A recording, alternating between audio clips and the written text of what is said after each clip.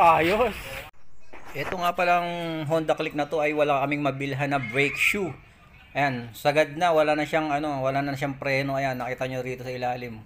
Sagad na, ngayon mamagicin natin yan. Gagawin natin parang bago at malakas din ang preno. Kahit di natin palitan. Oh, makapal pa. Makapal pa. A-adjust lang natin yung arm niya. Ang daming nag-iyakan dun sa ginawa kong simpleng pag-adjust ng brake arm dun sa Honda Click na ginawa ko, no. Nag-iyakan sila, no. Siguro first time nilang nakita namin nag-adjust ng brake arm. Alam nyo, sa totoo lang, ang pamagat talaga noon, walang mabiling brake shoe. Kaya ginawa ko muna ng paraan. Pero sa totoo lang, may nabibili namang brake shoe rito sa amin. Kaya lang, grabe naman, ang sobrang mahal naman. Kung magpatubo sila, parang ayaw nila malugi, no? So, pina-order ko lang kasi yung client ko ng brake shoe sa Shopee dahil napakamura lang naman sa Shopee at saka so ginawan muna namin ng paraan yon. So, hindi yan ang topic natin ngayon, no? Itong pag-adjust ko ng brake arm, nag-iyakan lahat ng ang mga basher ko.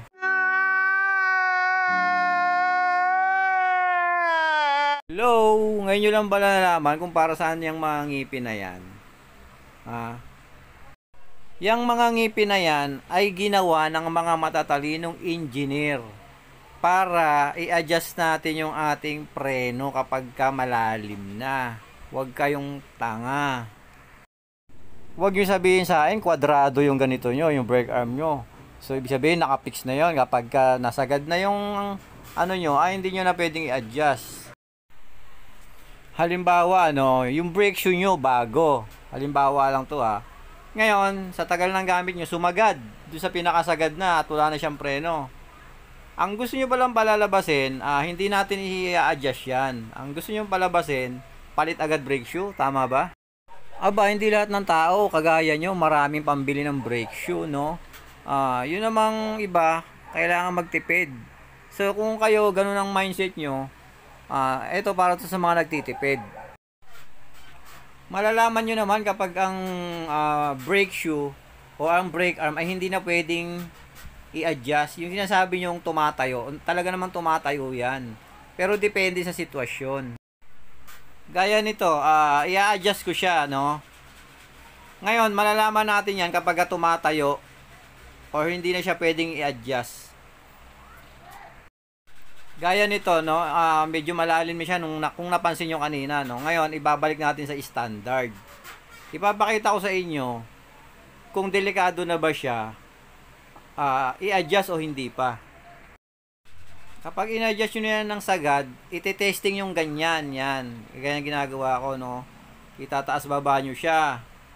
Ngayon, kapag siya hindi na bumalik, yan, kagaya yan, matigas pa, so okay pa yan. Kapag hindi na yan bumalik, ibig sabihin, yan na yung tinatawag na tumatayo na. Hindi na pwedeng i-adjust yun. Pwede nyo nang palitan yon, or yung iba, yung marami rin naman gumagawa nito, no, sa totoo lang, no.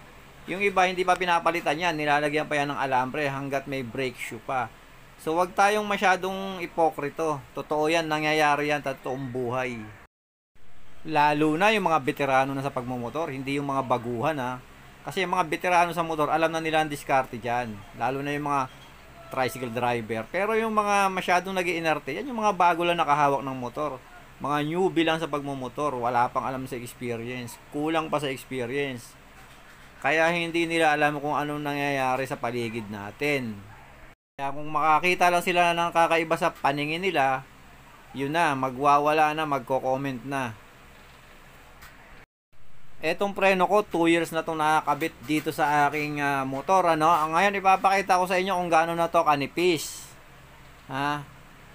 Pero hindi ko sinasabing gayahin nyo to, dun sa mga newbie na masyadong masiselan. Akin lang to. Ngayon, kung marami kayong pambili, kada lubog ng preno nyo, palit. Ganun lang yon. Pero dun sa mga veterano na, alam ko naman talaga na ginagawa nila to. Kasi ako, matagal rin ako namasada ng tricycle. Hanggat may brake shoe, hindi namin yan, hanggat hindi pa tanggal yung brake shoe, hindi namin yan pinapalitan. Ganun kami dati. Ngayon, bubuksan ko tong aking mugs, no? Para makita nyo kung gaano nakanipis yung preno nito, no? at kung gaano pa kakapal yung preno, yung brake shoe nung Honda Click, na ginawa ko lang ng paraan para lang naman yun habang umu-order lang sa Lazada. So itong preno na to, sobrang nipis na nito. Pero sinasabi ko sa inyo, akin lang to ha. Yung pinalitan ko ng Honda Click, napakakapal pa ng brake shoe nun. Galing pa sa bago yon. Tapos sumagad yung brake shoe, pinapapalitan ko na. Ayan, manipis na yan. So ibig sabihin, kapag ka-customer ko, hindi ko nire-recommenda yung ginagawa ko. Ngayon, nag-iyakan sila dahil nga, bakit nga raw in-adjust ko yung brake arm. Kasi nga, galing pa sa bago, sumagad na yung ano nun, yung brake arm. Ngayon, papapalitan ko na sana. Ang problema, sobrang mahal ng mga brake shoe rito sa amin. Kaya pina-order ko na lang sa Shopee. Ngayon, naka-order na siya sa Shopee 2 months ago na. Okay pa rin naman yung preno niya, wala pa rin namang reklamo, hindi pa rin siya nadidiskrasya. So bahala na kayo sa buhay nyo.